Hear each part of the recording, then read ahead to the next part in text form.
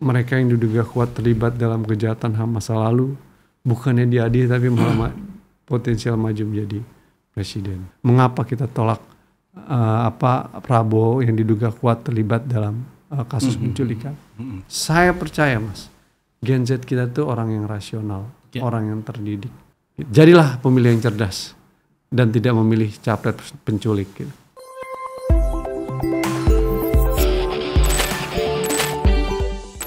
Open Table, kita ketemu lagi di episode kali ini di salah satu tamu yang menjadi langganan kita, Bang Al-Araf. Kali ini kita ngomongin soal dunia perbukuan nih. Dikit-dikit ada beberapa buku yang terbit menjelang pemilu ini dan ini menarik.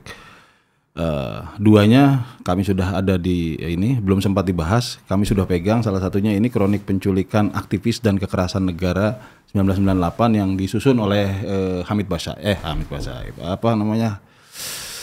Muhyiddin M. Dahlan yang kita kenal sebagai pengkliping luar biasa. Nah ini satu lagi buku baru terbit juga, kemarin saya hadir di peluncurannya di Cafe Sajo Bang ya, Tebet Jakarta Selatan.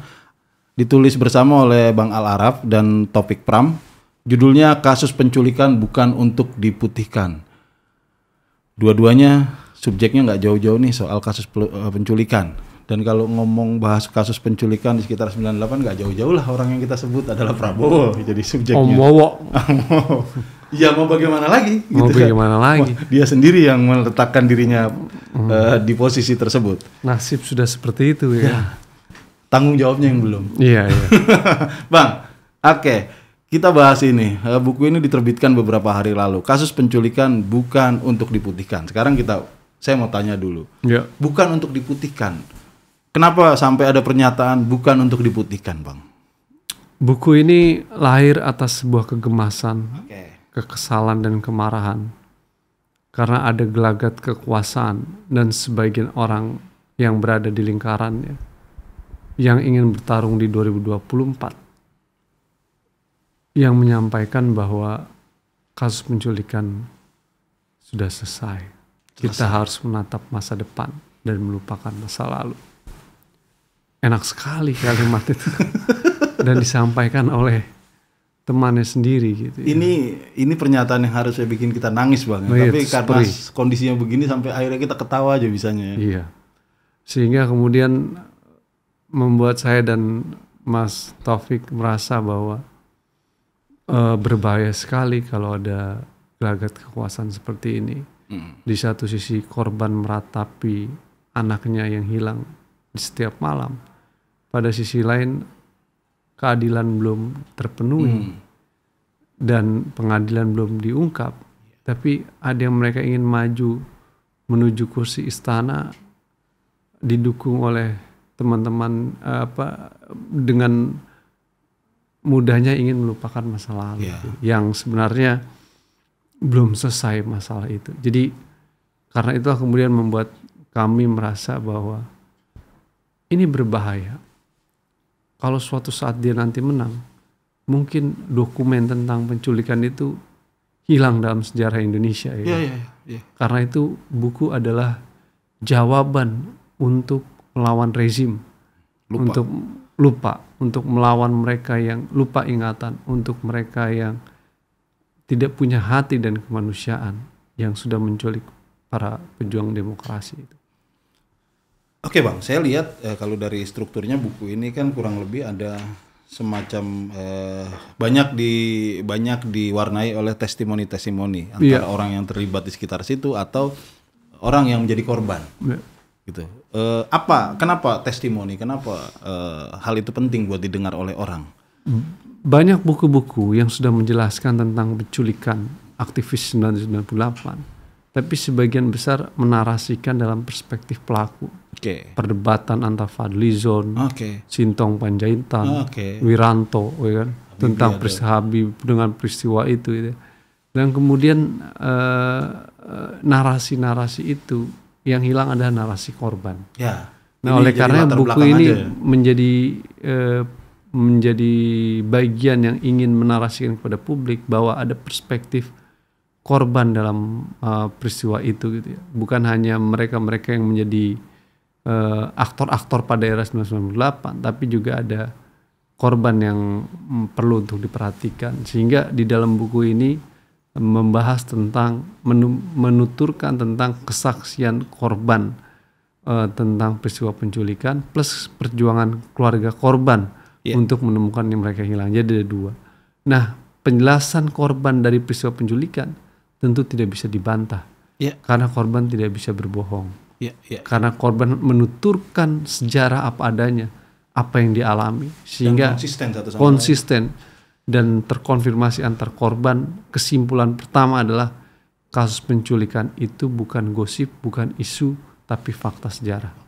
Kasus penculikan itu terjadi dan dilakukan, dan juga kuat dalangnya adalah Pak Prabowo Subianto, karena dalam beberapa kesaksian mereka menyebutkan dilakukan oleh tim Mawar yang kemudian perintah itu dilakukan secara lisan kepada oleh Pak Prabowo Subianto. Jadi dugaan kuat keterlibatan Pak Prabowo dalam penculikan sangat terlihat dari penuturan kesaksian korban itu. Jadi kalau kita tidak percaya dengan kesaksian korban, kita percaya dengan siapa lagi? Oke. Nanti saya akan masuk ke situ Bang. Tapi kita sementara ini kita bahas sedikit dulu soal kalau kita baca ini kan ini kan bukan yang pertama kali sebetulnya kesaksian dan pengalaman korban di dokumentasi. Sebetulnya secara publik bisa dibaca tuh pengakuan kayak Nezar Patria yang pernah jadi korban, pengakuan kayak pengalamannya Faisal Reza dan lain sebagainya. Pokoknya korban-korban yang masih hidup ada yang di setrum ada yang artinya itu kalau diculik itu mungkin bayangannya kalau anak-anak sekarang culik itu diajak ngopi Bang. Nah ini kan yang terjadi kan orang itu sampai trauma kan, ada yang dicabutin bulu kakinya gitu loh, terus ditidurkan di atas es, disetrum, cuma bisa denger teman-temannya teriak, kesakitan dan lain sebagainya. Itu adalah pengalaman yang sangat traumatik yang mungkin tidak bisa dibayangkan oleh orang-orang yang tidak hidup di zaman itu. Kalau Abang sendiri ngeliat ada beberapa highlight kisah yang mungkin bisa dipaparkan Bang di buku ini. Waduh, kita kalau ini kan buku ini dibuat dengan mewawancarai korban ya. Mendengarkan korban bertutur itu menurut saya sulit dan gak sanggup saya. Kenapa?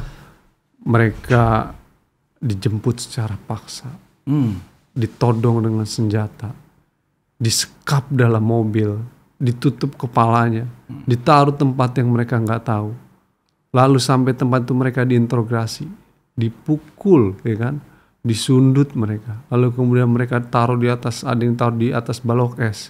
Lalu ada yang mereka kemudian disiksa gitu ya. Lalu ada kemudian mereka yang mengalami kekerasan yang cukup serius gitu ya. Yang tentu itu menjadi bayangan-bayangan yang sangat menyeramkan buat kita, bahwa penculikan yang terjadi itu bukan penangkapan dalam satu proses hukum, tapi satu tindakan di luar proses hukum. Satu bentuk tindakan yang sangat ilegal dan akhirnya terjadi dengan beragam bentuk kekerasan. Saya terus terang mendengarkan cerita korban itu tidak sanggup ya, karena menurut saya kejam dan keras sekali gitu loh. Ada satu bagian dari pengakuan korban yang bahkan saya tidak pernah merasakan pengalaman yang sama, tapi terus terngiang-ngiang di kepala saya dari semenjak saya membaca di tahun 2000-an awal Bang. Bagaimana proses ketika mereka dipisahkan kan selnya kan, hanya mendengar suara satu sama lain kan. Oh ini suaranya si Faisal, ini suaranya Nezar, sampai satu saat besok tiba-tiba ada suara yang hilang, nggak tahu kemana tuh orang.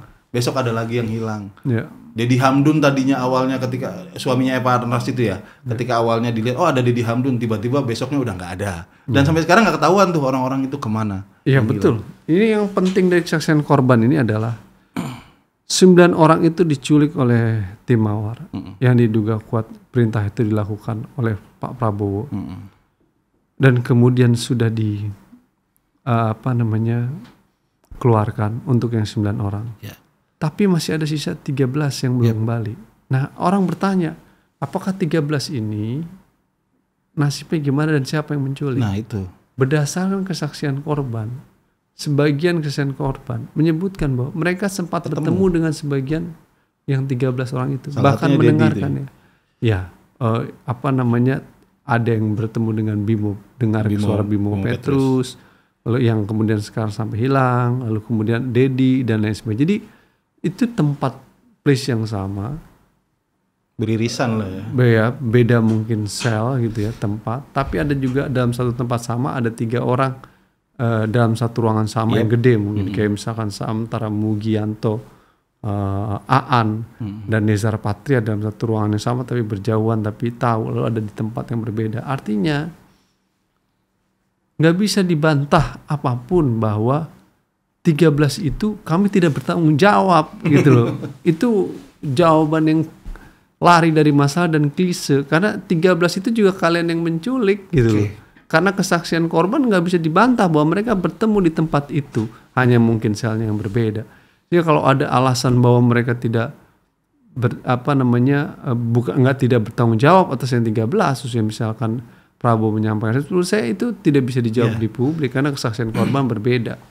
Jadi mungkin ada yang belum terlalu terbiasa dengan latar belakangnya Bang. Jadi di kasus itu, dalam kasus sekitar penculikan sekitar 98, ada kasus yang berbeda antara penculikan 9 orang aktivis ya dengan penculikan 13 orang yang lain.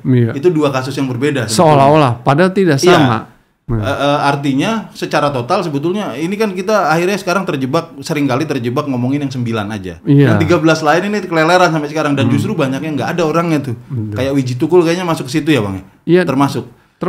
Artinya memang sejak dibentuk tim Mawar itu tugasnya adalah untuk melakukan penculikan. Artinya yang 13 itu adalah termasuk bagian tanggung jawab mereka, gitu. Dan menurut kesaksian korban, mereka bertemu juga dengan yang 13 itu di tempat yang sama. Oke, itu satu poin. Poin yang kedua adalah kita ini hanya akan berdebat kusir tentang persoalan 9 dan 13 kalau kita tidak menyelesaikan mekanisme pengadilan. Jadi bagi mereka yang membantah bahwa 13 bukan kami yang lakukan, bantah di depan pengadilan kalau berani. Jadi kalau Komnas HAM memanggil Pak Prabowo datang, jangan tidak datang. Pada tahun 2006 kan dipanggil Komnas HAM nggak datang.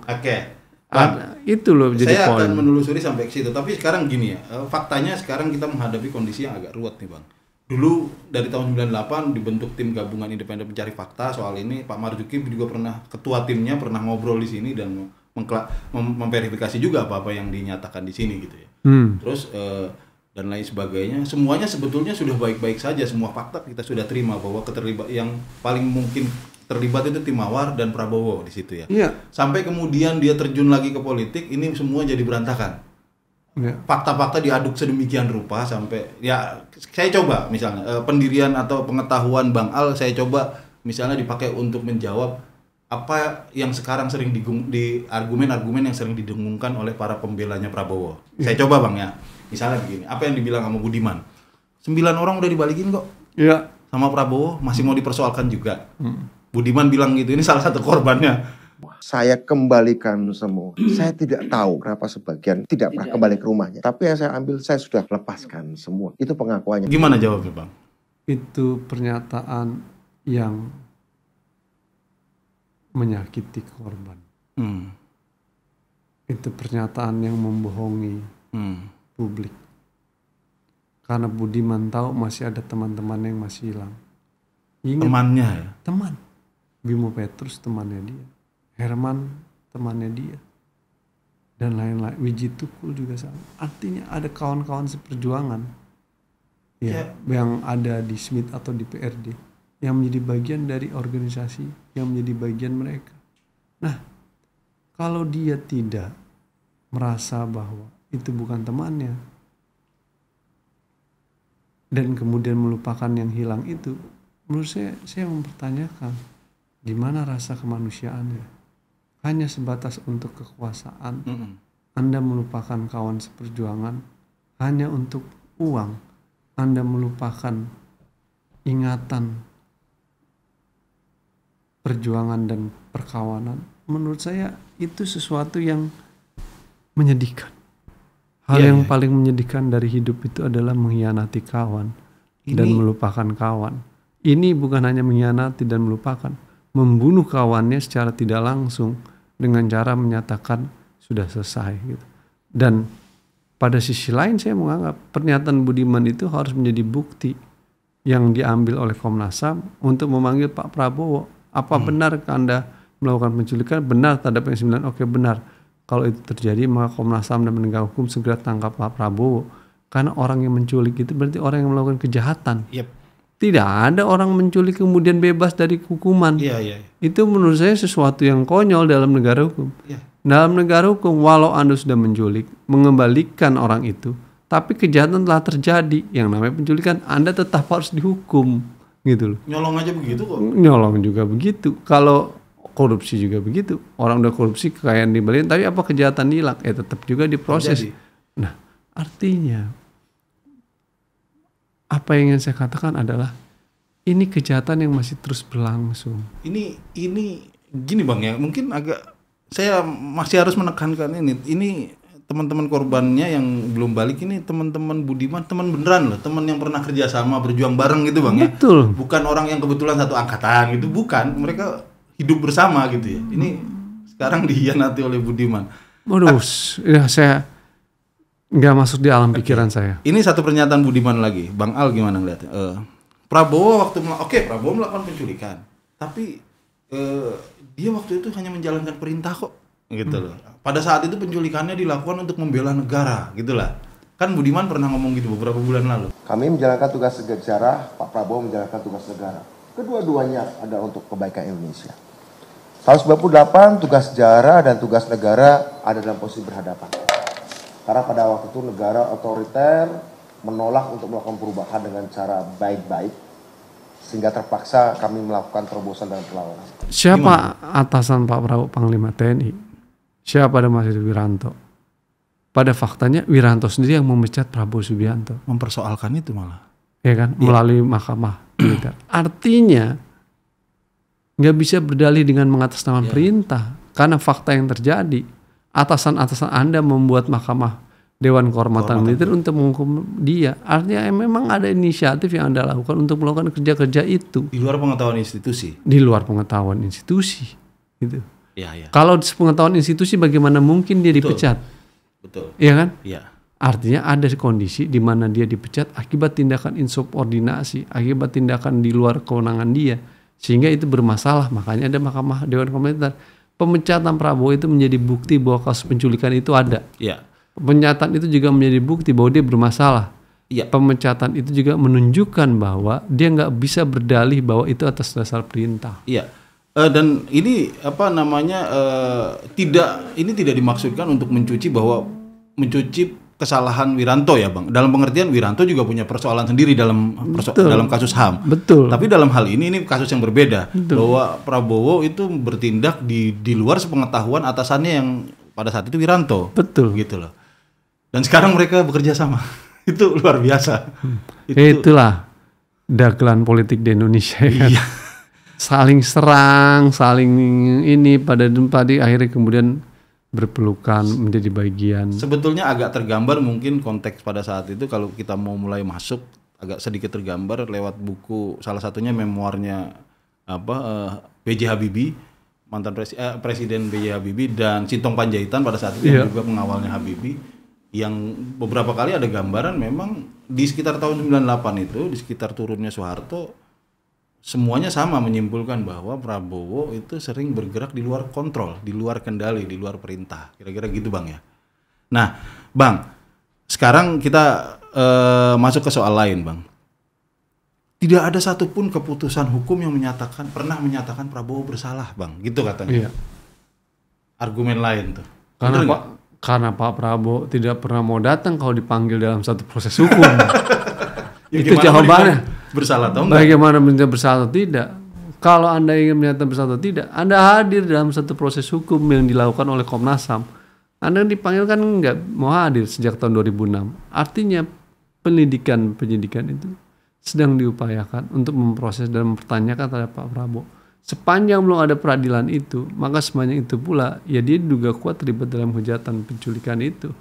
Dan tidak sekali dipanggil. Ya tidak sekali. Artinya dia memang secara sengaja menolak pemanggilan itu. Iya. Karena berkali-kali kan. Berdasarkan berita yang disampaikan oleh Komnas HAM. Kalau dibilang Prabowo sampai sekarang nggak ada satupun yang menyatakan Prabowo bersalah. Memang betul. Iya. Karena memang tidak pernah diproses gitu ya. Iya. Oke.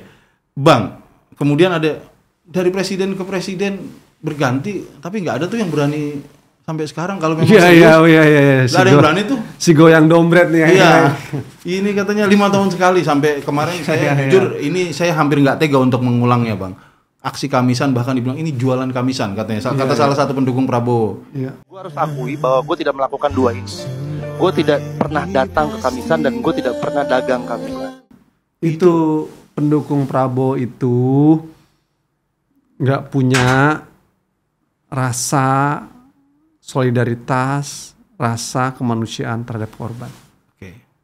Kalau dia punya rasa itu, maka dia akan tahu dan mendengar di setiap Kamisan bagaimana keluarga korban menjerit dan teriak. Dan sudah lebih dari 800 kali dilakukan tanpa Saya mau putus, ingatkan, ya bukan musiman seperti mau pemilu, kerja perjuangan korban penculikan itu. Bukan goyang dompet. Bukan goyang dompet, tapi ini kerja sesungguhnya untuk menuntut keadilan korban. Makanya ada aksi Kamisan itu. Dan itu kemarin 17 tahun aksi Kamisan yang menempatkan bahwa ya, yang memberikan pesan bahwa kita konsisten tiap minggu untuk teriak walau kekuasaan dan elit bungkam. Jadi kalau kemudian elit politik bungkam tidak mau menyelesaikan persoalan ini dan berlarut-larut, maka antitesa dan kerjanya adalah demo yang dilakukan oleh korban di setiap hari Kamis. Dan menurut saya itu satu poin yang harus teman-teman Gen Z catat dan lihat. Datanglah ke depan istana, temuilah korban, dengarkanlah suara mereka agar Anda tahu bahwa sebagian dari mereka yang demo itu adalah ada anak-anak yang dulu diculik dan dihilangkan dan sampai sekarang belum kembali. Kalau Gen Z sebagai anak muda memahami dan mau melihat ini, maka tentu mereka akan mempertimbangkan pilihannya pada 2024 nanti. Saya percaya Mas, Gen Z kita tuh orang yang rasional, orang yang terdidik, bukan orang yang mau dibohongin dengan gemai-gemoy dan joget-jogetan. Enggak, mereka generasi yang jauh lebih cerdas dan brilian, dan oleh karenanya yang dibutuhkan oleh mereka adalah memahami bahwa fakta sejarah itu terjadi. Datang ke aksi Kamisan, Anda akan menemukan jawabannya mengapa kita tolak Prabowo yang diduga kuat terlibat dalam kasus penculikan. Oke. Ini jadi kita sebetulnya punya dokumentasi yang menarik. Ini bayangkanlah ini misalnya dokumentasi faktual berdasar headline koran pada saat itu. Ya. Dan ini adalah pengalaman otentik dari setiap korban. Ya. Ini saling melengkapi. Menarik banget, Bang. Kita berharap sih dokumentasi semacam ini makin banyak gitu ya. Ya. Kekuasaan boleh main macam-macam, tapi orang yang mengawetkan kenangan itu tetap ada semua. Kayak begini-begini, Bang. Betul. Bang, ini ironis sebetulnya. Mungkin pertanyaan-pertanyaan akhirnya ini agak ironis. Kita ngelihat bahwa Prabowo kemudian kita tahu punya masa lalu yang sangat bermasalah. Dan itu tidak pernah berani dia selesaikan. Tidak pernah berani. Bukan tidak mau dan tidak berani dia menyelesaikannya gitu loh. Bahkan ketika anak buahnya ditangkap di Timawar itu dia kabur ke Yordania misalnya. Itu fakta. Nah, sekarang dia mencalonkan diri ikut kontestasi capres untuk yang keempat kali, dan sekarang dengan kekuatan yang beda dengan besar sekali karena di backing oleh kekuasaan yang ya diakui atau tidak diakui, kita lihat secara terang-terangan terlihat sudah melanggar batas semua. Kok bisa terjadi begini, Bang? Kalau Abang lihatnya gimana? Kok bisa sampai sejauh ini? Ini namanya anomali. Yep. Ini namanya paradoks. Iya, iya. Ini namanya mundurnya reformasi dan demokrasi di Indonesia. Karena mereka yang diduga kuat terlibat dalam kejahatan HAM masa lalu bukannya diadili tapi malah potensial maju menjadi presiden. Menurut saya ini satu anomali yang berbahaya. Yang kalau ini dibiarkan, maka di masa depan orang menganggap lakukan aja penculikan lah. Biasa aja. Nanti itu bikin partai. Nanti malah bisa jadi presiden. Apa jadinya kalau semua orang berpikir seperti itu? Iya kan? Mengerikan sekali menculik menjadi bagian dari agenda untuk menjadi presiden. Ya. Nah, oleh karena itu saya berharap agar kita semua berpikir dengan jernih bahwa ada yang harus diselamatkan pada saat ini. Siapa dia? Korban. Karena kalau korban mendapatkan kandidat presiden yang diduga kuat penculikan dan pelanggaran HAM, bagaimana mau menuntut keadilan buat korban? Betul. Orang pelaku yang kita adili aja terlibat dalam persoalan. Kita jadikan presiden. Kita jadikan presiden. Kemudian apa nggak ada yang lain, bos? Ya kan kira-kira apa nggak ada yang lain? Kan masih banyak yang nggak bermasalah. Oke. Bang, ini pertanyaan terakhir, minta izin saja. Kemarin Bang Al sempat forward PDF-nya ke saya, silahkan disebarkan gitu Bang ya. Iya. Gratis gitu ya. Nanti mungkin kami minta izin menyebarkan di bawah konten ini. Nanti di kolom komentar kami sebarkan link PDF-nya, boleh Bang? Boleh dong. Ini. Buku ini free, gratis sebagai bentuk pendidikan publik supaya apa? Supaya masyarakat tahu bahwa penculikan adalah fakta sejarah dan bukan isu dan gosip musiman. Oke. Nah, oleh karenanya kita buat data ini menjadi free, buku ini menjadi free supaya orang bisa membaca bagaimana korban-korban itu disakiti, disiksa, diintimidasi, diinterogasi, disekap, disundut, dan dianiaya setelah disiksa begitu sangat parah yang menurut saya kita patut prihatin atas peristiwa itu. Dan mereka yang hilang adalah para martir perubahan, para pejuang demokrasi yang kita punya hutang budi terhadap mereka. Kalau nggak ada mereka, saya rasa kita tidak bisa mengalami dan menghirup udara kebebasan seperti saat ini. Gitu. Terima kasih Bang Al. Thank you. Semoga pemilu ini menghindarkan kita, bangsa kita jatuh ke sisi sejarah yang keliru, yang jangan dong, yang membuat kita bahkan kita nggak tahu nanti kalau udah jatuh ke situ bagaimana cara keluarnya. Kira-kira gitu Bang ya. Publik harus menyadari Hitler ketika menjadi fasis di Jerman dan otoriter di sana bukan melalui jalan kudeta, tapi melalui proses pemilu yang demokratis. Proses ikut pemilu, menanglah, kemudian dia menjadi bangun kekuatan fasisme di Jerman. Artinya hati-hati dalam memilih, karena kita tidak mau terjebak atau tercemplung ke dalam lubang yang sama, ke dalam ruang fasisme yang parah gitu. Seperti apa yang terjadi di Jerman. Jadilah pemilih yang cerdas dan tidak memilih capres penculik gitu. Terima kasih Bang Al. Kita ketemu di Open Table episode selanjutnya. Terima kasih. Thank you.